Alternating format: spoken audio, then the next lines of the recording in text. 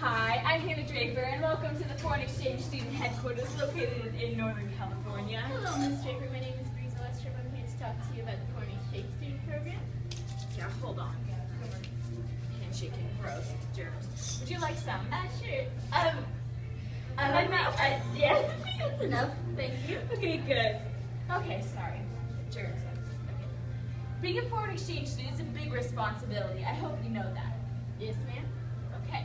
So, you have to know a lot about the country to be able to go there, because you'll be spending 3 to 6 months of your life there. Do you know anything about wherever you're going to go?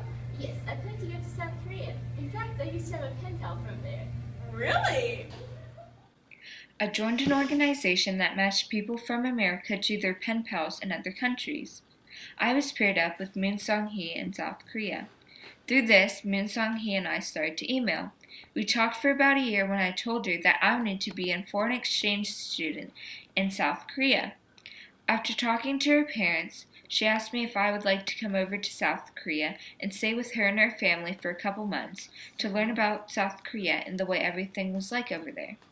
She believed it would help me to get a sponsor if I already knew what life in South Korea was like.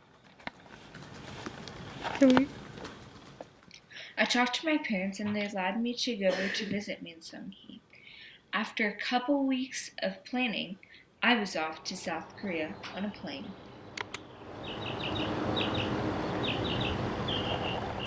It's a good thing that you know a little bit about South Korea. Culture is a very important thing in South Korea. Do you know anything about specifically South Korea's culture? Yes, in fact, when I got to visit my pen pal, she taught me a lot about the people and the culture in South Korea. When I went to visit Moon Sung-hee, I brought a gift wrapped in blue. After bowing to her, I handed her the gift with both hands. I made sure that the chocolates I had brought were not a multiple of 4 because 4 is an unlucky number. While visiting Moon Sung-hee in South Korea, we went clothes shopping one day. While people still dress like we do in our normal American clothing, we went to buy the traditional dress worn by South Korean women.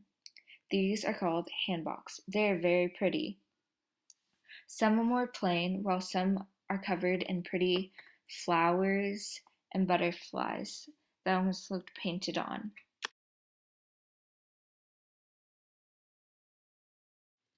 On April 14th, we celebrated Black Day.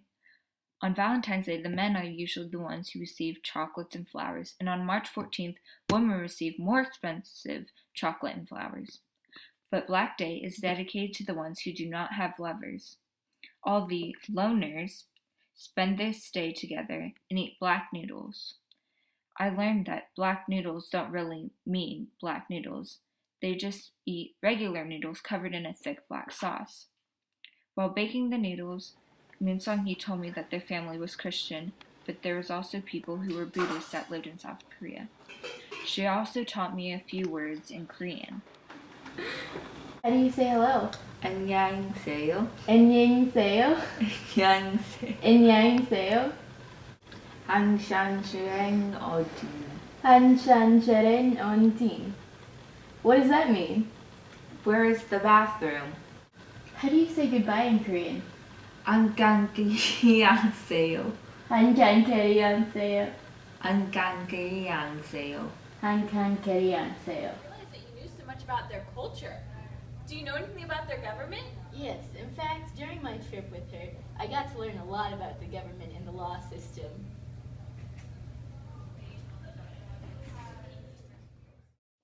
One night, we went out to a restaurant.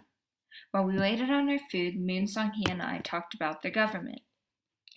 She told me that their government was much like ours. It was a democracy, so they voted for their president. The power was divided into an executive, judicial, and legislative branch. The executive and legislative branch mostly controlled things on the national level. The executive branch may also sometimes carry out duties on the local level. Most of the time, all duties on the local level are carried out by the executive and legislative branches in the local governments. The judicial branch carries out both local and national level duties. Moon Sung-hee failed to tell me about some of the weird laws that they had, such as the law that you are not allowed to impersonate any animal in a restaurant. I had to learn this law the hard way. Do you have any pets? Pet? Pets, like animals, like fish. No, bad, no. What? What's wrong? No make fish in restaurant. Why not? Bad law. No make fish in restaurant. So I'm not supposed to make fish faces? No fish, no. Okay, then moving on. Do you know anything about their economy? Yes, Moon Song Hee's dad was a banker. He taught me a little bit about the economy while I was visiting. I learned that they have a market economy in South Korea. Moon Sung-hee told me that in 1950, South Korea had one of the poorest economies in Asia. Now it has the third largest economy in Asia and the 12th largest economy in the world. This happened by what they call the miracle on the Han River. The Han River is the river that runs through Seoul, the capital and largest city in South Korea. They went from exporting shoes and textiles to exporting automobiles, ships, steel, and electronics like digital monitors and cell phones.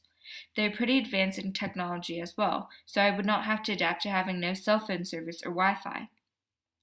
Compared to our per capita GDP of $52,800, their GDP per capita is $33,200. They use the Korean won over there as well. $1 American would be 1,023.35 Korean won. It's good to know that you got to learn a little bit about the economy while you were visiting South Korea. I'll be getting in contact with my colleague Lindsay Van Doren and get back to you as soon as possible. Thank you. It was lovely to hear from you. Can't wait to get your response.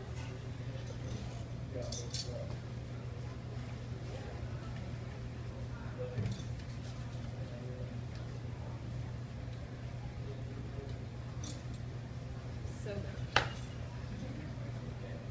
like how you kept contacting. Don't play